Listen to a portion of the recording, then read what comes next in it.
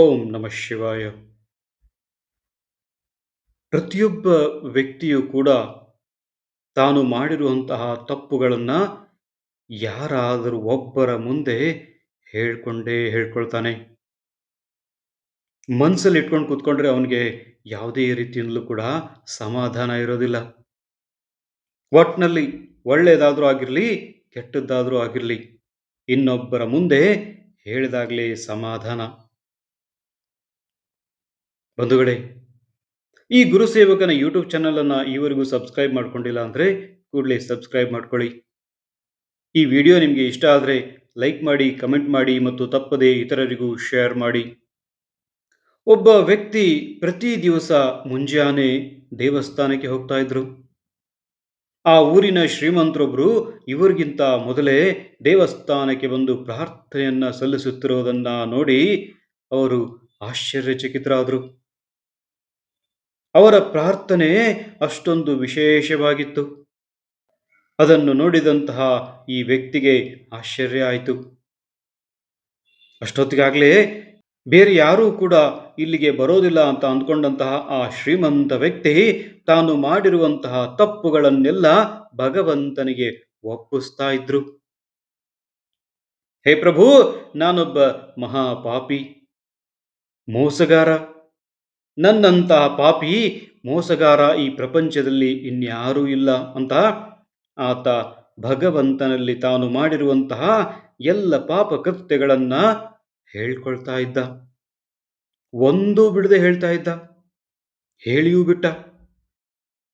ಸ್ವಲ್ಪ ಸಮಯದ ನಂತರ ಬೆಳಕು ಹರಿಯತೊಡಗಿತು. ಆಗ ಆತನಿಗನಿಸ್ತು, ತನ್ನ ಹಿಂದೆ ಯಾರೋ ಒಬ್ರು ನಿಂತುಕೊಂಡು ಎಲ್ಲವನ್ನ ಕೇಳಿಸಿಕೊಳ್ತಾ ಇದ್ದಾರೆ ಅಂತ.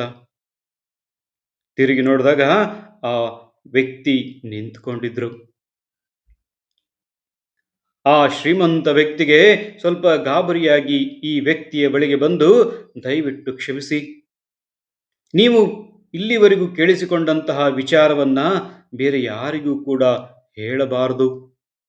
ನಾನಿಲ್ಲಿ ಏನೆಲ್ಲ ಹೇಳಿದ್ದೇನೋ ಅವೆಲ್ಲವೂ ನನ್ನ ಮತ್ತು ಪರಮಾತ್ಮನ ನಡುವೆ ಇರುವಂತಹದ್ದು.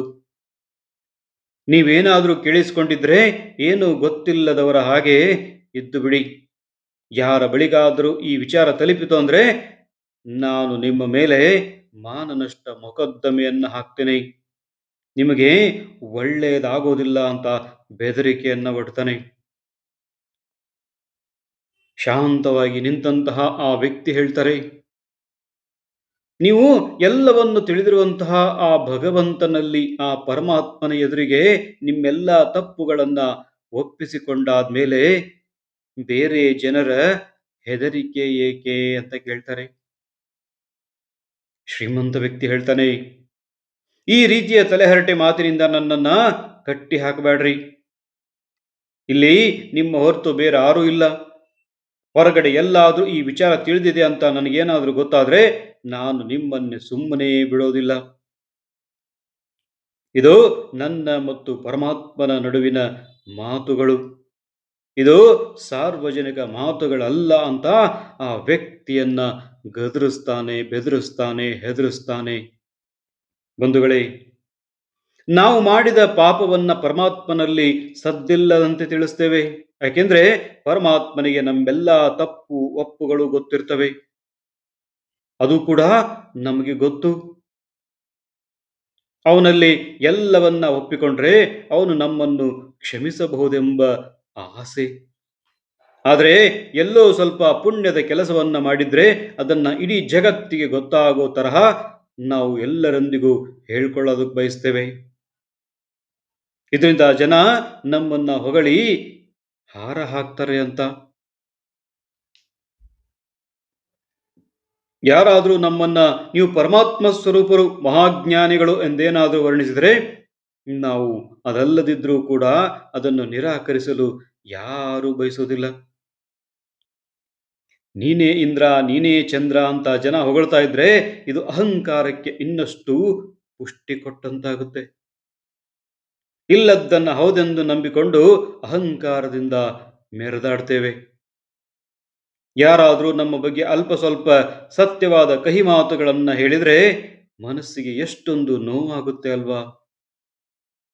ಅದನ್ನ ಒಪ್ಪಿಕೊಳ್ಳಲು ತಯಾರಿಲ್ಲದೆ ಅಲ್ಲ ಅಂತ ಸಾಬೀತುಪಡಿಸೋದಕ್ಕೆ ಏನೆಲ್ಲ ಮಾಡ್ತೇವೆ.